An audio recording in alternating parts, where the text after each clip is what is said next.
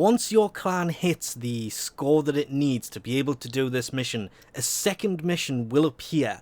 This is the new, I forgot his name again, Ambulas Reborn boss battle.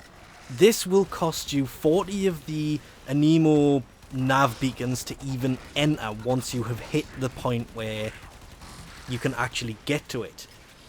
But this boss battle is kind of weird. You have to take down and hack an ambulance, then defend it to stop them from unhacking it, and then it'll be taken off by a ship and more will spawn. You have to do this 6 times.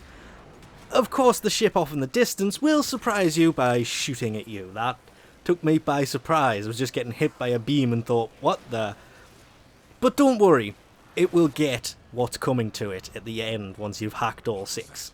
Once you are done, of course, you will get a message to your inbox which comes with it.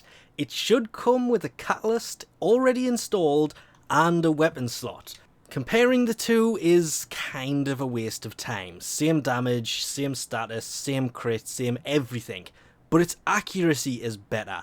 The Supra's biggest downside was its accuracy was kind of nuts. And its magazine is ridiculous. I got a bit overly ambitious and started leveling it before I realised I didn't look at the polarities. This thing actually comes with 2 Vs on it, which is really nice. Considering the normal Supra is a clan-based weapon and the only way to get it is from the dojo, you can't buy it. That comes with none, if I remember rightly. This comes with 2, even after adding 2 more, well, 2 dashes and 1 more V. I nearly said 2 more Vs. So it's got 3 Vs and 2 dashes on it. It still seemed to lack that certain something that most event weapons seem to have. The Supra Vandal, okay, it had better accuracy, it has a much bigger magazine, even throwing something like Entropy Burst onto it, which adds 20% status chance, and adds entropy to it that has that whole magnetic side to it that adds power regen. I think it gives back 25% energy every time that goes off. Yes, it is useful.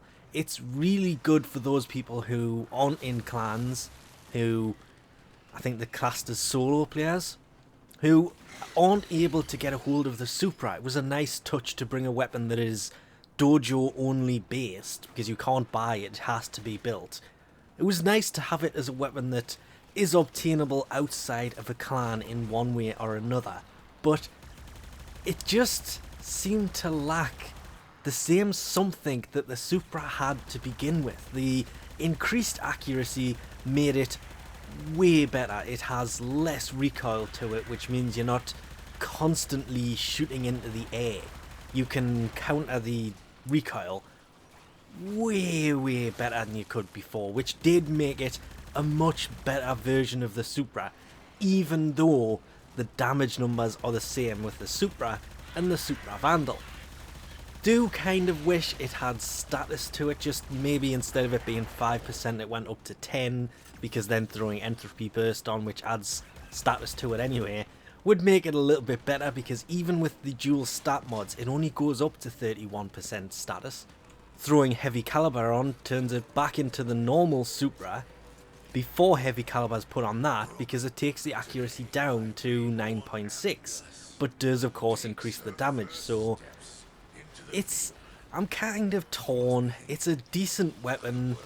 It was a lot of fun to play with a weapon that I haven't touched since before forma was a thing. But the fact that it came with 2 Vs, the normal one has none, it is definitely a decent weapon to go for while the event is on. It will end on Thursday, because I did say previously that it will end on a Friday. It's not, it's Thursday afternoon. Friday for some people though, so it's not totally wrong, it's just wrong for the time zones that the game kind of goes by. It ends on Thursday. So if you want it, yes, it is worth getting hold of, because it's actually a pretty decent weapon. The Supra isn't that bad to begin with. It's the low crit number and the low status numbers that made this weapon get left behind to begin with. its big saving points seem to be the fact that it looks pretty damn nice, just as it sits with the Warframe symbol on it and the whole Vandal look to it. But as you could tell, you can actually colour them, which is great, because you can obviously... Wow, that's actually a really golden coloured gun. That was unintended. Somebody I was playing with actually mentioned it looks really nice in gold, kind of like a primed version. Obviously, they had it coloured a different gold to that. It was the blue parts that were gold, so it had subtle primed look to it.